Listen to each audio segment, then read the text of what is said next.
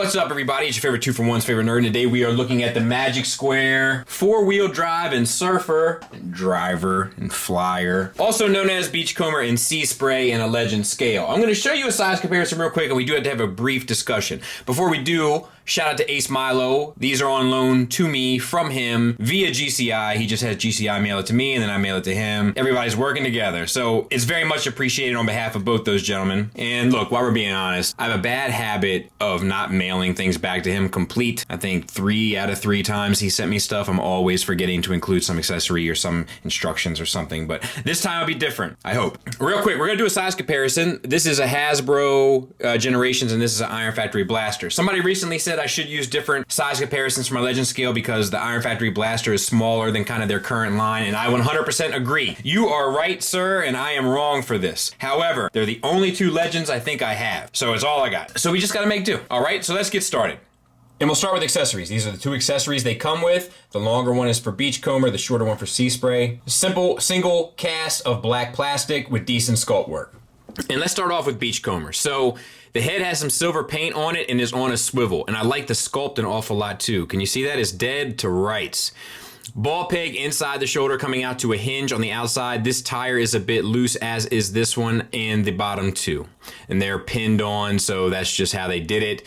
And it gets out to 90 degrees straight, and you can raise it up a good bit, and you can kind of maneuver it like that as well, and then you get the swivel around, so no issue. I'm surprised they don't have a bicep swivel in there because it looks like they should, but there's no cut. However, we do get it at the elbow, which is on a ball peg, so you get it here, and then using the hinge that the ball peg is connected to, you get a double jointed elbow getting you the full range. So all that is done well, no paint on the arms. We have black and silver paint on the chest, and it looks good. And it includes a waist swivel. Let's just see what I'm doing wrong here. There it is. Backpack gets in the way a little bit, and it's a little bit tight, but you can maneuver it, and this swivels around. We'll talk about that later. Same for the other side. T-jointed ball joints for hips get you out for the full Van Damme and the full Monty. Single hinge knee. This knee is a little loose. This knee is fine. So that's an issue that we're seeing more and more with these figures. We'll talk about it later in terms of final thoughts. Thigh swivel, it's just enough, I think, to make it worthwhile.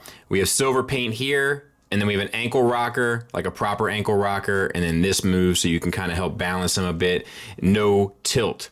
And then on the back, fairly clean. So I don't really have any real issues with them. It works well enough for me. All right, so we'll start by bringing this up. It's on a double hinge, and then rotating it 180. We can get out of the way of the arms. Then you want to lift the arms up to the side, collapse the elbow using the double jointed element, and then rotate it up and plug it into the side piece here.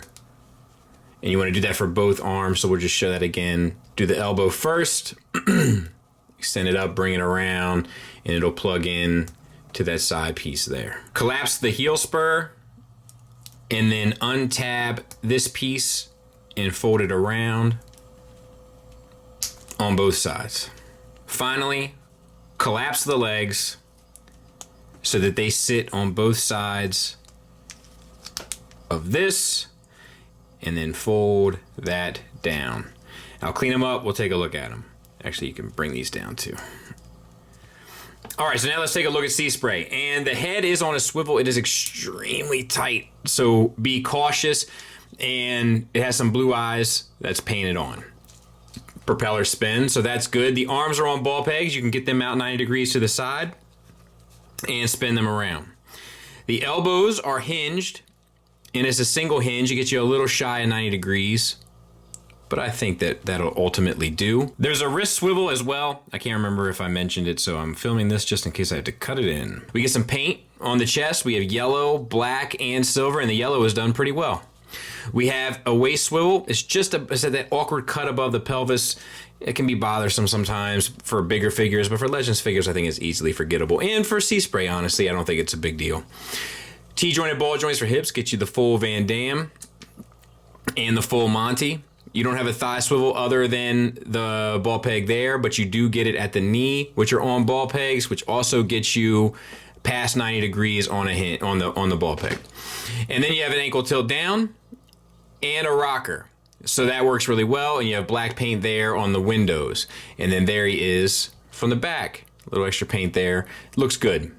All right, so let's get him transformed. First thing we're gonna do is rotate these side pieces out to the side, and then we're going to collapse the feet down into the calves. We're gonna tab the feet together, and then we're gonna rotate these up to solidify the feet. And then we're gonna sort the arms, which involves us having to rotate the wrist, collapse the arm, do that on both sides.